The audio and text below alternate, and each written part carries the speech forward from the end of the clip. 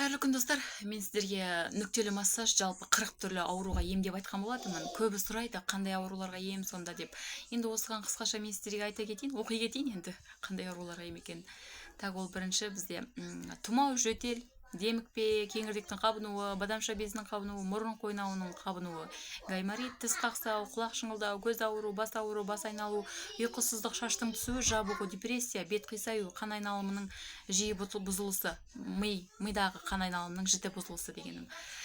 Қан қысымының жоғары болуы және төмен болуы деген сияқты, қант диабеті, қандағы майдың көбеюі, қан аздық, иммунитетті көтеру, бауырды май басу, өт қалтасының қабынуы, ықылық, ас қорыту, асқазан ауруы, іш өту, іштің қатуы, геморрой, мойын омыртқа аурулары, иық буынының аурулары, бел омыртқа ауруы, тізе буынының қабынуы, артрит, тағы да қызыл асық буының шойырылуы, өкше сүйек шпоры, етек циклының бұзылуы, климакс, сүт безінің қабынуы, қуық асты безінің қабынуы. Осындай 40 түрлі ауруға ем бұл нүктелі массаж.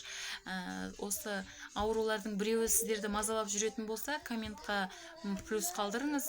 Мен жекеңізге шығып сіздерге қай нүктені басу керек, болмаса қалай емделу керек жолдарын түсіндіріп айтатын боламын.